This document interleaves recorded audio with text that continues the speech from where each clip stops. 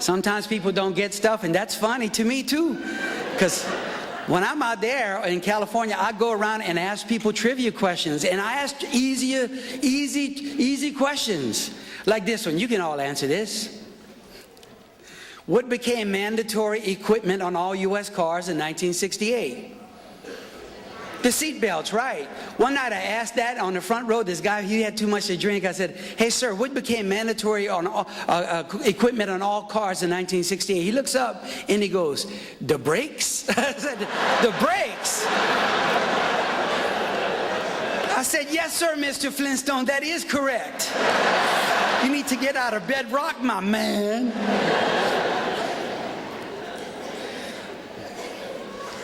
My favorite with this guy at the Improv one night, he was from South Carolina.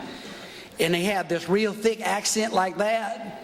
So we kept going back and forth with the accent. And I asked him this old comedy question. What do you call a boomerang that doesn't come back? And the answer is a stick. You got that? So I thought I'd make him laugh. He almost killed me. He had 2 syllables for his name. His name was Jim. I said, hi, Jim. He goes, what? I said, hey, Jim, what you call a boomerang that don't come back, Jim? He looks up, he goes, gone.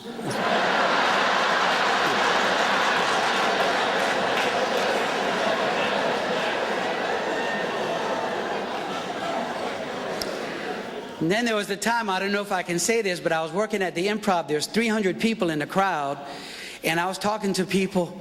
And I asked this lady, I said, hey, what's your name? She stands up in front of everybody. She says, my name is Heidi. I said, Heidi, what do you do for a living? She said, I do sales. I said, what do you sell? She goes, I'm a prostitute. In front of 300 people. I called her Heidi Ho the rest of the show. So to me, that's funny. Only in California is somebody going to stand up in front of 300 people and say, I'm a prostitute, man. I broke up with it that night. Yeah.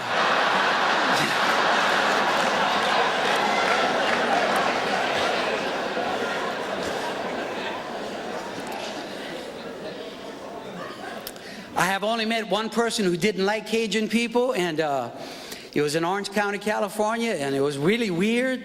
I've never had this before. A guy was staring at me while I'm doing my set. I saw him at the break. I said, excuse me, sir, everybody around your table is having a great time.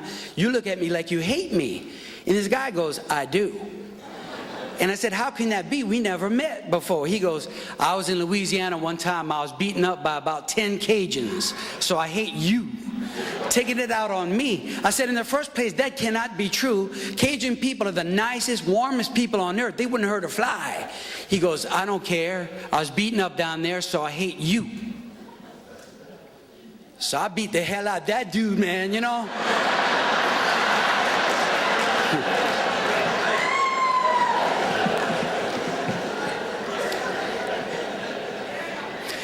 You know, the thing they like in California the most is when I tell stories about my uncle, Raul. Raul Boudreau is so funny. He lives in Cade, Louisiana. He's 73 years old. He's retired. He wears a big hat wherever he goes, and he just says what's on his mind no matter what. He gets things kind of backwards. Like, for instance, he keeps a spare key locked in his truck in case he locks himself out. You know what I'm saying? Again, I'm going to pause for a minute.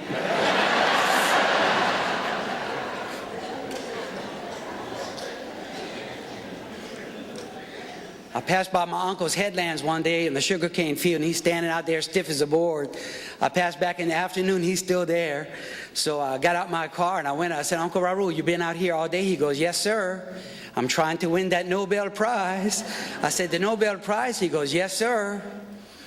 I read somewhere that every year that's an award that's given out to a man who's outstanding in his field. And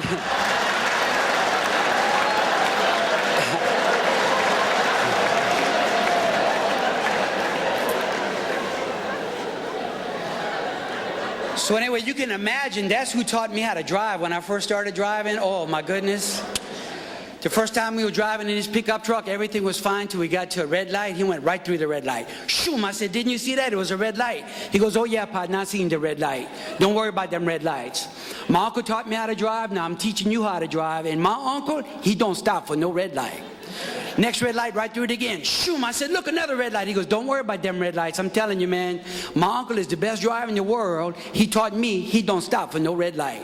One more after another, he wouldn't even slow down. We got to green light. He slammed on the brakes. I said, look, it's green now. He goes, yeah, I see it, partner.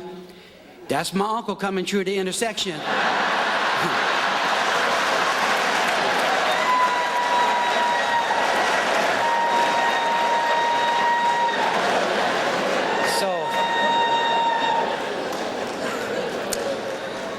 Then about a half mile down the road, we hit a cat. Oh, he felt so bad. He went knock on the neighbor's door. He goes, ma'am, I'm so sorry. I do believe I done hit your cat in the road. She goes, well, Raul, I have a lot of cats. What did the cat look like? He goes, well.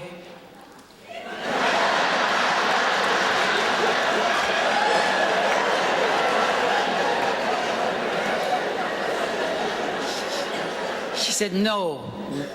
What did the cat look like before you hit it? He goes, well.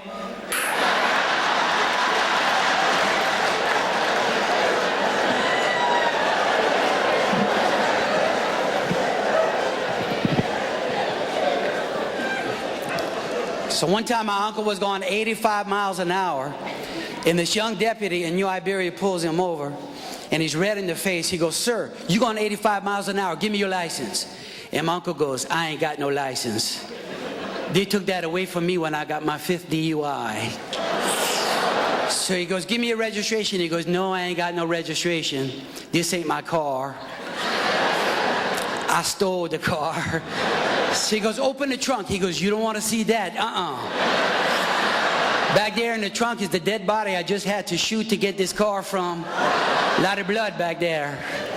So the deputy grabbed his keys and he called the sheriff. They're surrounded by police. And the sheriff had played ball with my uncle in high school. He recognized him. He comes up. He goes, Raru, that's you? You don't have a license? He goes, yeah, buddy, I got one. Here you go.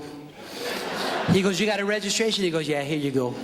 He goes, open the trunk. Nobody's in the trunk. The sheriff comes back. He goes, I don't understand.